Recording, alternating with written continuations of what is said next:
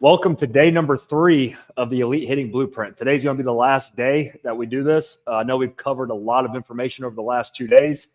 Day number 1, we talked about the approach, the bat path, obviously how we want to look away, drive away, react in, because that's just going to help our mechanics. And then from a bat path perspective, you always want to try to stay inside the ball, because that's what's going to keep the barrel or the sweet spot of your bat in the hitting zone all the way through extension. Okay, so it's going to give you the best chance to barrel the ball up, even when your timing is just off. All right. And then day number 2, we talked about lower half, how to load properly, how to get grounded, how to get the proper separation, and the proper sequence that the body fires in order to produce that proper swing. Okay. So obviously you want to fire from inside the back knee, and then the hip, and then the hands follow through, get the proper extension through the ball, which is going to allow you to drive the ball to all parts of the field with power, okay? So now that we talked about kind of the mechanics of the swing, Wes, now that they have all this information, they know how to do it, they know what to do, but they might not know exactly how to structure it, right? Because say you're a brand new player and you have a bunch of different flaws in your swing, you don't want to try to fix everything all at one time. So you want to have a certain routine to follow in the cage during your training in order to see that progress. You don't want to throw everything at them at once. You want to kind of create that day-by-day structure in order to progress over a certain amount of time, which will help that player improve, right? Yes. So Wes, talk a little bit about routine, kind of what your routine was and the importance of having a routine. To me, a routine is actually the most important thing with anything we do. It could be, going to the weight room. It could be going to the cage, doing ground ball work, pitchers doing bullpens, flat ground work. Anything we do in sports, in life, routine is the most important thing. And that goes away from sports as well. So I always use the terminology. If you live by the word discipline, you will be successful in something that you put your mind and heart to, because discipline is the most important thing that anybody can be in life in whatever they do. So the routine, that's discipline. That shows me I'm going to be disciplined to do this every single day. I'm going to do a little bit each day to get better, because we can't do everything in one day to make it happen. It has to be one block at a time. The house is built. It's, you put the bricks on, it's one block at a time. And that's basically what a routine does in sports with hitting, fielding, anything that we do. So routine is the most important thing, Trey, in my opinion. So when I look at a kid, say he or she is doing 3 or 4 things that I think we need to really focus on, we'll break it down and start off like day 1. We'll break it down into days and weeks and say, all right, here's what we're starting with this week. Next week, we'll transition to this. Next week, we'll transition to this. And it's like a 2, 3, 4, 5 week process. I tell everyone it's not going to happen in a week. We're not going to do different drills on Monday, Tuesday, Wednesday, Thursday, Friday, and all of a sudden, boom, we're done, and you're better. That's not the way it works. It's a marathon. It's not a sprint. So our routines need to kind of be geared toward down the road. A routine isn't to fix things now. A routine is so we can be better in the long terms, because in my opinion, if you do it that way, the things that we get better at are you're going to maintain them more. If you have the process of a routine that goes on like a marathon rather than a short sprint routine, you might get better in that short amount of time, but I guarantee you're probably going to lose some of that eventually if you don't maintain it, and you're not going to be as good as you will if you spread it out over a long period of time. Yep, exactly. And I remember, obviously, growing up, I would always go down to the cage and hit and get extra swings in, but I was just down there swinging. I wasn't really working on anything. And whenever I saw my best progress is whenever, like I said, after my junior year in high school, I started working with my hitting coach, Frank Gregory. And Frank would take me through his plan and his process. So whenever I'd show up to the cage and work with him, he already knew what we were doing, how many swings we were taking that day to make sure that I was getting the most results. So the moment that I saw that big jump in my mechanics and in my hitting was whenever I had that coach that was taking me through a process and through a plan and teaching me a routine. Okay. So, and like you said, with Frank, when we first started out, we started from the basics. We started from the bottom and we just gradually progressed through each drill until by the end of it, after a good 2 or 3 months of us working together is whenever I became consistent of being able to kind of take my swing off of a tee and kind of know where the ball was going and then be able to transition that into the game.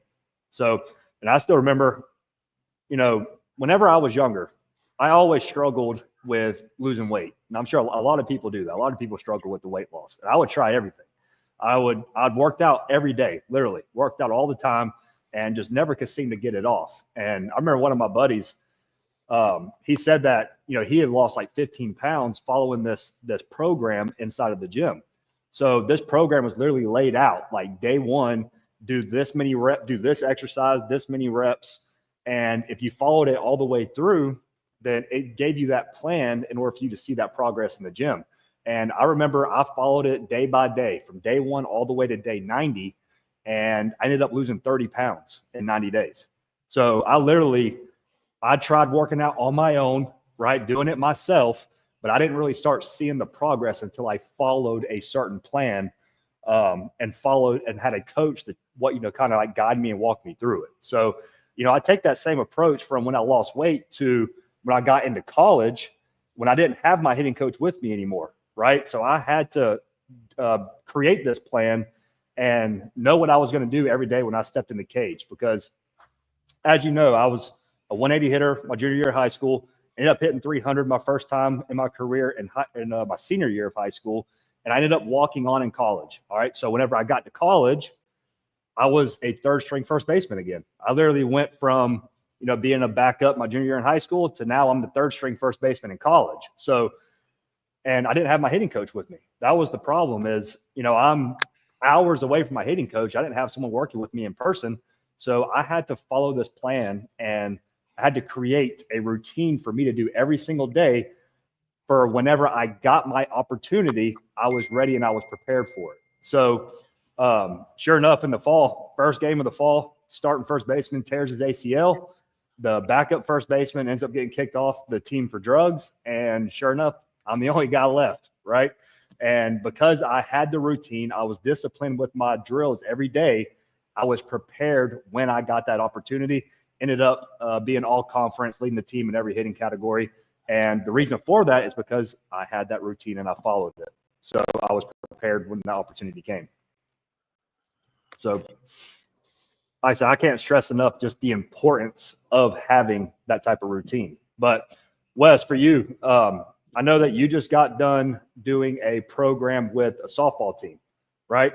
Yes. And I kind of just want to talk to you about building a plan. Like how do you structure that hitting plan for you to be able to follow every day so you're seeing that progress? So basically, I kind of take the time.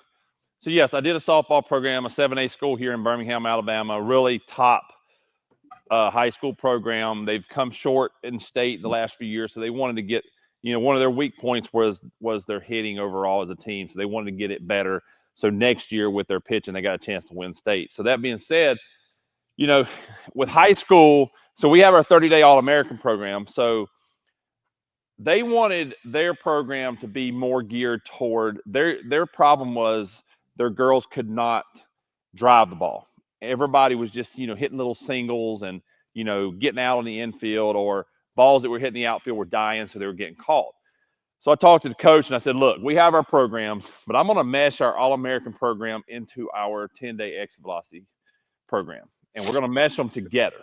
And I'm going to come up with a routine and a program for 6 weeks, because we could only do it 3 days a week with the high school rules in the fall. They couldn't do it every day. So I'm like, all right, well, we got 45 minutes on each day a week. So 45 minutes, 3 days a week, which, what is that? An hour and a half, 2 hours and 15 minutes a week. And so that being said, I've created this program with the hands and speed trainer and their game bats. And we started doing different drills and we did our All-American drills with it's inside the app. Inside the program. And we did the drills that come with our 10-day X velocity program. Yep. And I meshed it all together. And our plan was to have a routine. And I told the girls this at the beginning. You got to buy into the process. You got to trust the process. You're not going to get better after day 1. You're not going to get better after day 2. even after we tested, because we tested exit velocity at the beginning, we tested it every 2 weeks. So we had 4 tests. And that being said, I kept telling them, like, look, even in that first 2 weeks, you might not have a big jump in exit velocity, but you got to trust the routine of the 6 weeks and the process of doing it 3 days a week for 45 minutes. And that being said, they all bought in, they all did it. And some jumped the first 2 weeks. I think we had 4 out of them that didn't. After the 4th week, all of them jumped, and everyone after the 6 weeks hit a PR. And they were so excited that everyone that last night, it was like a party in here when we were testing off the hit tracks. They hit a PR, and they were, I mean, like literally, they were just overwhelmed. The coaches, the players. And I sat them down after we were done, and I said, look, I'm going to go back to day 1 when I said trust the process. Yep. By you trusting this routine, which is the process. A routine is a process. Trust the process of the routine. You will all get better in the end, because I know the program works. I will put my stamp on, if you give me the effort, the focus, and trust the process and the routine, you will all have an exit velocity jump in the end. And every one of them did. And they realized the importance of having that routine. And it's not going to happen overnight. It took 6 weeks to get that PR overall. And they understood it takes time. It's not a sprint. Like I say, it's a marathon. So that was huge, you know, for that team. But it's also huge to show that our CamWood programs work if you really buy in and trust the routine and the process and do it, you know, how you're supposed to do it. That put a bigger stamp on our CamWood programs when we did that, and everyone bought in. And that's the thing is, you know, a lot of people get our program, right? And it, like I said, it gives you that 30-day plan. And Wes, I'm sure you've noticed a lot of players are really excited to do this program, right? So they'll go through week 1 and they'll finish week 1. Everything's really good. And then week 2 starts, which is when we kind of start getting into that lower half. And then you start seeing that, them fall off a little bit, right?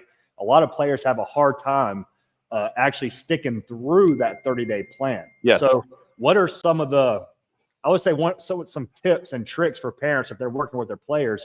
How do you motivate somebody to stick to it when they might not see the results right away that they were wanting to see? Well, you got to understand, you still want to have fun doing it. You don't want everything to be so serious. If any of you out there saw some of our Instagram posts or social media posts with me with the girls, they were having fun even though they were focused. I mean, I can still be focused and disciplined, but still have fun and be energetic and laugh and carry on. People are so misled by that. They think, oh, let's be serious. Let's don't laugh. Let's don't talk. Coach might get mad. No, that's not the way this game's supposed to be played. You got to play it loose. So my recommendation would be, at the beginning, you know, your son or daughter, just say, all right, here, we got this 30-day All-American program. We're going to do this. But it's going to be like Groundhog's Day. You're going to do this many reps every day. It's going to be a process. You know, you might get frustrated during it. You might not get frustrated doing it. But if you see that you've hit a stale point, let's just keep going. Let's just keep going and keep going. And that's the hardest thing for anybody to do in life, is we want instant success. Everybody does. Not everybody has the mental toughness to be able to wait on success. And I always tell kids, you're not going to get it at the beginning. You might not even get it halfway through. Some of you might. It might take doing the 30-day program, and you might have to even start over and do it again, because everybody's different. And I just communicate with them. I think communicating really helps them keep their attitude right. I think if you are hard on them and you start, you know, why are you upset? Why are you this? No. Just talk with them.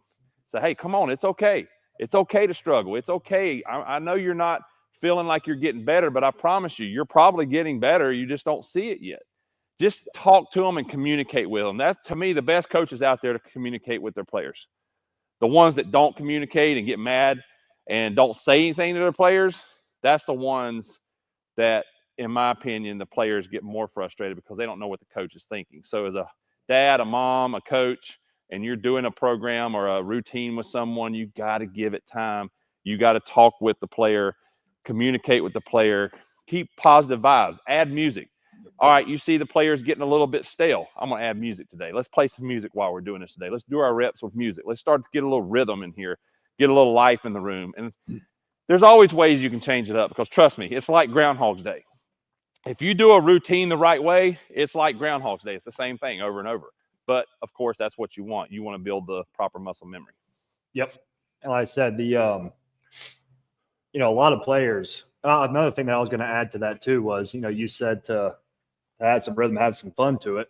I like to add a little bit of a competitive factor to it, right? Like if you're doing the program by yourself, you might not be as motivated as opposed to doing it with another teammate or a team as a whole. Like Wes, you just got done doing this entire program and this routine with a whole team. It wasn't just one player.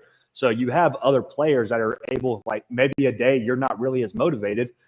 You get someone else in there that can lift you up, right? And as you follow along those 30 days with somebody else, you have that competitive factor mode into it. You're going to see a lot better results. Yes, 100%. So I saw you just reading somebody's message. No, I just see where it says positive vibes go a long way, which, of course, that's always in everything in life. Positive is going to kill negativity. Love the message, Trey. You see compound effect, do a little. Yeah, I mean, this is what we want to hear. We want y'all to get the message we're sending, and, we want feedback. I love that people, even if you're not asking a question and you're giving us, feedback, that's what we want. Yep. So a lot of people ask this question as well, Wes. Okay, so we're talking routine, right? You have your cage routine. You have the drills that you do every day. So now it's time for you to start playing games. What type of routine or how do you take your cage routine into a game type situation? Like, so would you show up, say 30 minutes early to do your drills that you do every day in the cage before your game starts? That's a good point because I get asked all the time, like, all right, I've got this stretch of the off season. I'm going to work. Then once games start, like during the season, what do I do? And that's a really good point because, whether it be strength conditioning, hitting, fielding, we don't want to overdo it during the season, but we got to maintain. The word is maintain. During the season, we're not trying to get crazy gains because if we do, that shows we're doing too much work, which is going to take away from our game. We might be tired, fatigued, sore, too sore to play. Soreness is good, but we don't want to be too sore that it affects us on the field. That goes in the weight room, that goes in hitting, that goes in throwing, that goes in fielding. We want on game day to be as fresh as we can be. That's what the ultimate goal is. Be as prepared as we can be, but be fresh when that first pitch is thrown. So my way of looking at it is this. In off season, I'm going to crush it. I'm going to do all of my cage work, my drills. I'm going to rep, and I'm going to focus of gains. Well, once the season starts, I start backing off. And what I do is I take a certain core, like maybe 2 to 4 drills. I get to the field each day, and I did this in the big leagues. I would get to the field each day, go to the cage by myself, or if it was a drill I was doing with the hitting coach that required him to toss or do something like that, I would do that. But I would go to the cage, and I would just go through my 2 to 3, maybe 4 drills, taking 10 to 15 swings off each drill. And all I'm doing is maintaining that muscle memory and that feel. I love to use the word feel. I want to feel what I'm doing before the game. So that way my mind's already programmed of the muscle memory and the feel I need to take into batting practice and into the game. That happened every single day for 162 games. I did that for 162 games in a row, and it never got me tired because all I was doing, say 3 drills, 10 swings each, that's 30 swings. It might be tee, hands and speed trainer off the back net, or it might be one-hander, boom, towards second base. Whatever I felt like those drills I needed at that given day to keep me where I need to be, I did them every single day as just a maintenance program. It was not to get tired. It was not to overexert myself, and it was not to get fatigued. I wanted to be ready for the game. It was all on having that feel and that muscle memory leading into it. Yep. You hear it all the time. I mean, I'm sure you do too. Is players do the 30-day program, and then once the 30 days is over, they're like, well, what do I do now? I'm like, you saw such good results in those 30 days. You just keep doing that. You Like, you've built the routine after those 30 days. Now you just go in the cage and, like what you're saying, you maintain, you get more consistent.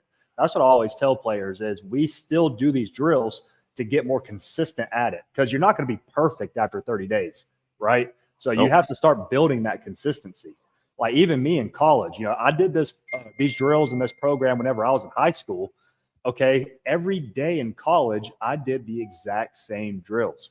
Like, I literally used these same drills for 5 years in college, every day before practice and before games, because I was just working on my consistency. I wanted to maintain that consistency, because it's just like working out. You go to the gym, you hit it hard for 2 months straight, you're going to get stronger, right? But what happens if you stop going to the gym for 2 months? You're going to lose all of those gains. Okay. It's kind of the same whenever it comes to hitting. If you don't continue to work on it and continue to maintain, you're going to lose it. Okay. So even with me in college, like Wes was saying, I show up before games. I'm going back to the basic drills. I'm going to my one-hander. I'm doing my hands and speed trainer, and I'm doing enough to where I'm consistent. So say I get my one-hander out. If I'm, 10 to 15 balls in and I've been consistent, I'm hitting my points, I'll move on to the next drill, right? But say I'm struggling on a drill, right?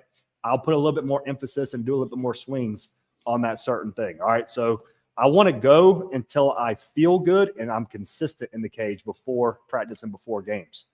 So the biggest word you said right there is what I live by: consistency. Everybody asks me what's the difference in a big leaguer, a minor leaguer, a college player, a high school player. And I'm like, a lot of times from big leagues to minor leagues, it's not even talent level. It's whoever's more consistent. And the most important thing for a pitcher, most important thing for a hitter is if a pitcher can repeat his delivery, if a hitter can repeat his mechanics. That's what it is. Some of the best athletes in the world never make it because they can't repeat their mechanics over and over and over, no matter what pitch is thrown at them. Everything needs to be consistent. And the only way we do that is learn that in practice. We do not learn that in the game. We have to build that consistency and muscle memory in practice. That's why it's so important to have the right routine, the right focus, the right discipline in practice. Because here's the thing, I tell every kid I work with, every high school team, when I'm helping with the baseball team up here in Birmingham, there's no egos in practice. Practice is not meant to look like the game. It's meant to work on things and fundamentals and building muscle memory and being consistent with our movements. That's what practice is meant. And inter squads, inter squad games in practice, that's how we get ready for the game. We don't get ready for the game in the cage and all that. That's building our muscle memory and everything we need to repeat our mechanics. Yep. Hitting live arm is what gets us ready for the game. So when we're hitting off the tee and we're hitting front toss or even BP, take the ego out the door. I don't care. It's about I'm going to work on what I need to be as consistent as I can whenever I face that pitcher that's on the mound. So you say that, like I said, that what comes to mind is Freddie Freeman. Go watch Freddie Freeman hit BP. So Wes, go into a little bit about that BP and that routine and what you see whenever Freddie Freeman's hitting. Like, what's the proper BP? Well, for me personally, like, I'm going to use Freddie Freeman. I'm going to use Miguel Cabrera. I'm going to use Chipper Jones. I can name you hundreds of players in the big leagues that I played against or played with or whatever, and you watch them take BP, and everybody does it the same way. So it works. So therefore, like Freddie Freeman talked about it, World Series MVP, so it's starting to go everywhere, viral now. Everything is opposite field gap to opposite field. First round, next round is big part of the field. So always remember that first round, it's opposite field to opposite field gap. Second round is big part of the field, which means gap to gap. And the third round is hit it where it's pitched. But, you're not trying to lift balls out of the park. Freddie Freeman, all these guys don't try to hit homers in BP. None of them. Miguel Cabrera, all of them.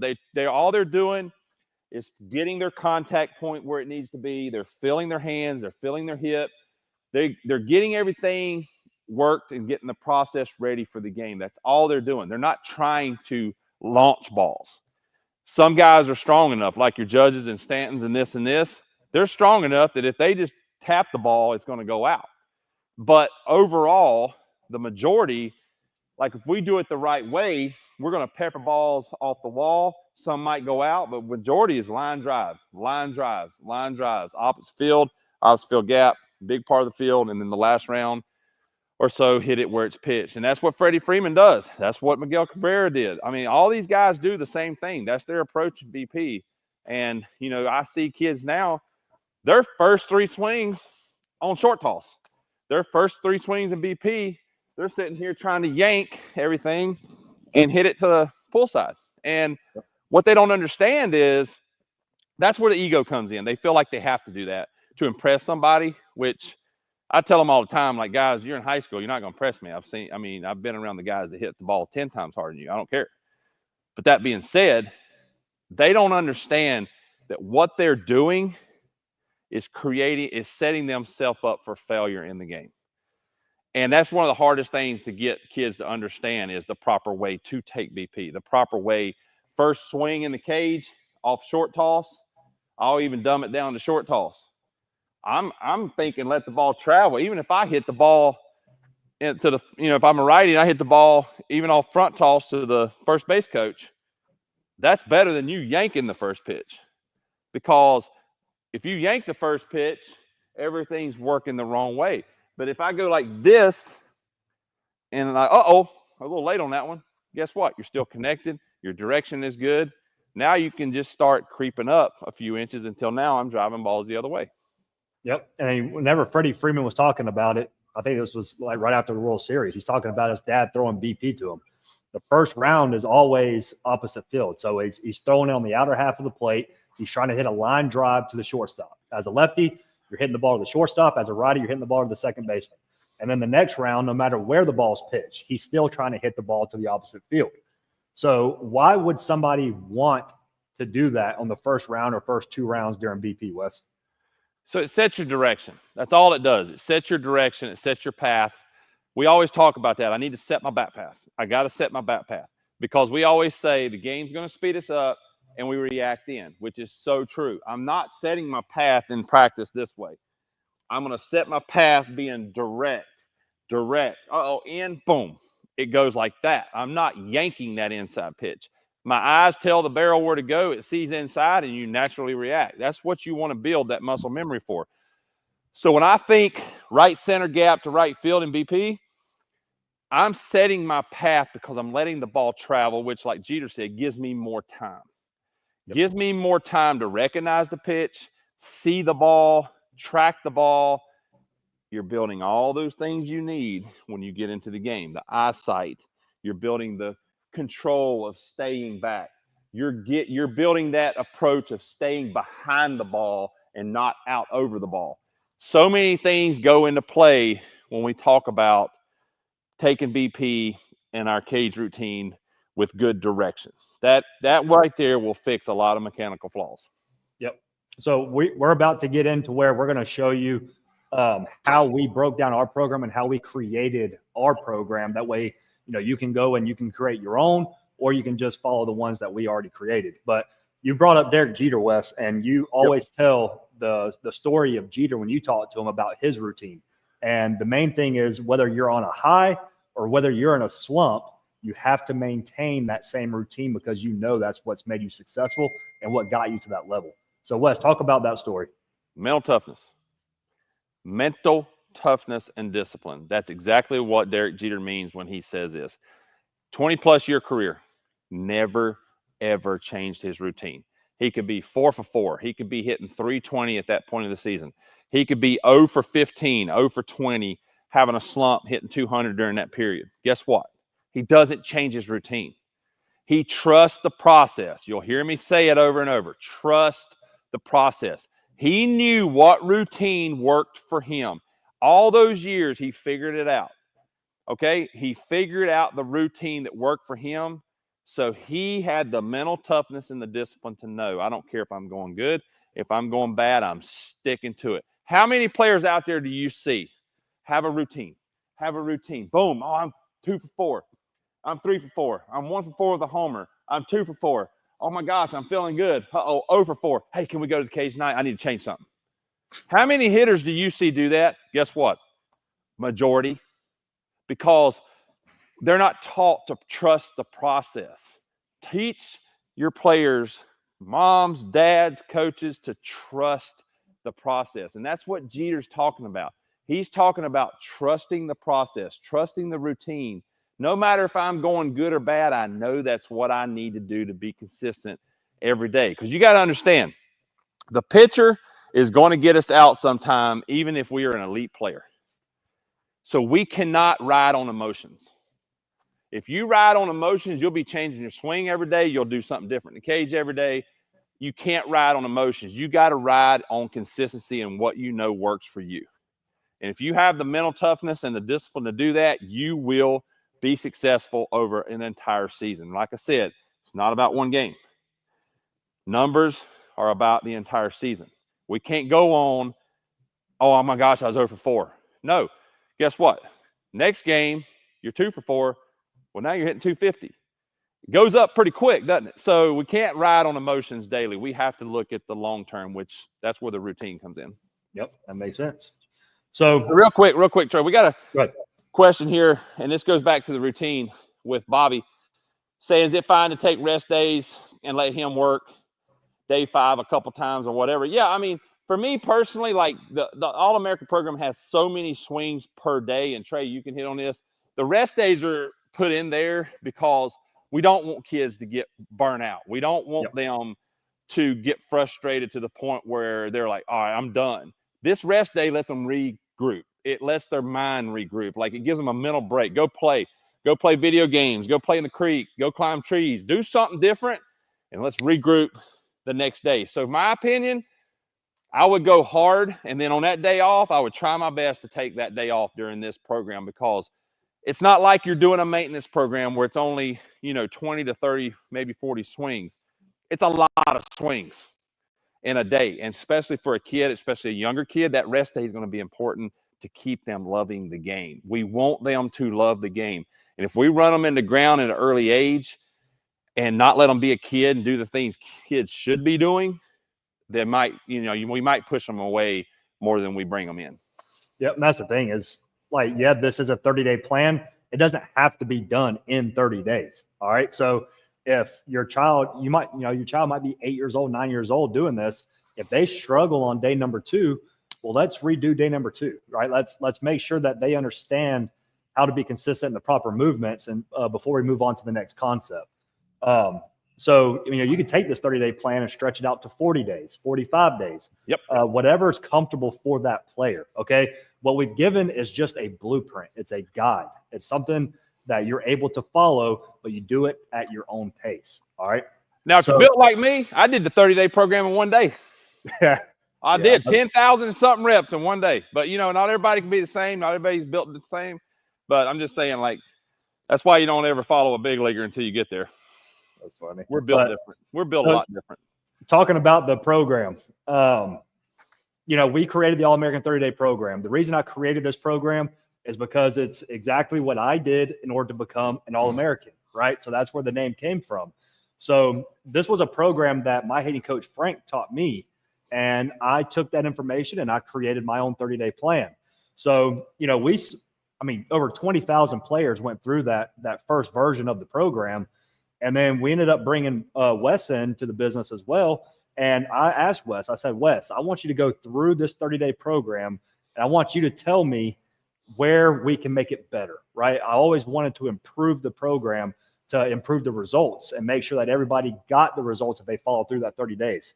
And Wes looked at me. We were in the hotel in Arizona, and Wes looked at me. He was like, to be honest with you, I think we could do a little bit better. So I was like, well, whenever we get back from Arizona, I'm driving to Birmingham, and we're going to sit down. We're going to rewrite the program, and we're going to refilm all the drills. So me and Wes sat down and recreated the All-American program, which you'll see is the All-American program part 2, or no, it's the 2.0, the updated version. So Wes, I want to kind of go through the program, and I want you to talk about how we built it and why it's laid out the way that it is. All right. All right. So let me share. And I'm glad to hear, Bobby, that your son loves it, because that's what we want. That's the ultimate goal. The ultimate goal with anything we do in sports is to have our kids love it. We don't want them to hate it. And I always say this. I don't want to try to make it and hate it. I want to love it as I'm trying to make it. So always remember that. We want the kids to love it because not everybody's going to play at the next level. We got to let them have the experience of a lifetime as a kid. Yep. So inside the All-American program, so this is the CamWood app. Okay. So inside the app, you have access to this program. So Wes, kind of talk about the layout. So week 1, week 2, week 3, and why we positioned it the way that we did. Well, so basically what we wanted to do, we wanted to cover every aspect of how the swing works. And now don't get me wrong. I want to say this. It's kind of like my infield program. I'm getting ready to come out with an advanced one. It's a baseline. It's a guideline for everybody. Everybody can do this program. But then there's going to be certain drills we need to throw at, more advanced drills, to help some kids move a certain way depending on their body types and their mobility and everything. This is basically a fundamental program for everybody. This is not an advanced that we need to get into as, certain drills down the road. This is, basically walks you through every aspect of how the body works in the swing. And what it does, we start with hands. We want to really start with hands and understand how our hands work. We want to understand and feel. We want to feel our hands. We want to feel the barrel. We want to feel that palm up at contact. We want to build that muscle memory of the hands on the bat. That's the first thing. Then we start adding the lower half, which is very crucial. Because I always say this, if I cut someone off at the waist, I can still hold a bat and swing it. So that's why we do hands first. Our hands have to work. Okay, if we have a great lower half and our hands don't know where to go, then it's pointless. And if we have great hands and our legs don't know where to go, we still can do something. Okay, so you got to remember that. We want to go hands first. So then we get into the lower half, which now we're starting to understand stability and, getting into the load, the gather, however you want to say it, getting into separation, getting grounded. Now that allows everything from waist up to be where it needs to be with great direction and great extension. We can't get everything working properly unless both parts are doing their part. And the lower half, to me, if you got a great upper half, the lower half is going to take that to another level. So we have to understand that. Like a lot of people just work their swing. They work their swing, but they don't pay attention to the bottom half.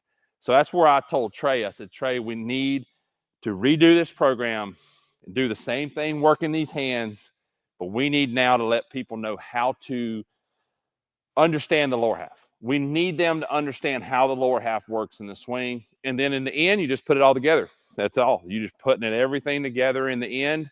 And over 30 days, your son or daughter will understand how the body works, how it syncs up, how we get separated. It will tell them everything they need to know about the proper fundamentals of the swing. Now we can start getting more advanced with them. And that's the thing, this 30-day program, I said, this is the fundamentals. It's teaching you the basics, right? It's teaching you how to get connected first, teaching you a good understanding of how to use that lower half. Like I said, you're not going to have a perfect swing after 30 days, but it's going to teach you the proper fundamentals, and it's going to help guide you to that, right? So like even for me, I didn't have a perfect swing after 30 days. I mean, it took me almost a year to actually understand this to where it clicked for me, right? And a lot of that part was the approach side of it. But I just wanted to go through here and just kind of show you kind of the layout of how we do it too, like every day. So this is day number 1. You start simple, right? You start with the bottom hand, one-hand drill, okay? So all the reps for day number 1 is just the one-hander, right? So you start small and then you start progressing through each drill. So once you get more consistent with the one-hander, then we move into the bigger bat. Then once you get consistent with the hands, we start introducing lower half, okay? So like Wes was saying, day 1 through day 5, going to be about hands. All right, it's teaching you that proper bat path, okay? It's teaching you how to get connected, teaching you how to stay inside the ball and get good extension through it. Week number 2, day 8 through day 12, we're going to start incorporating that lower half. All right, we're going to start teaching you how to use the lower half the right way. All right, days 15 through 19, that's going to be marrying the two together. Okay, we're going to start working on that full swing. And then the rest of the program is yes, we're still working on the full swing, we're working on the consistency, but we're working on increasing that bat speed and that exit velocity as well. Okay. So it's very simple right here, laid out day 1 through day 30, and shows you the drills, shows you the workouts for each day. That way you guarantee that you see the results. All right. So just like that, I mean, when you think about it, it's a simple process, right? It's a simple plan. It's easy to do whenever you have it laid out. So whenever I get to the cage that day, I already know exactly what drills I'm doing and how many reps to take each day to make sure that I get the results. Every drill in this program, every single player needs to do these drills. And let me explain that. All drills aren't for everybody. That's why when I work with a girl or in softball or a guy in baseball, I might do a drill with this guy that I won't do with this person. Everybody's different, but there are also core drills that everybody can do. We only put the drills in the app that is for everybody. So don't think, oh, well, that's not for my son or daughter. No, these need to be the drills you need to be doing. The other drills are more advanced. That's individualized. This should be across the board for everybody.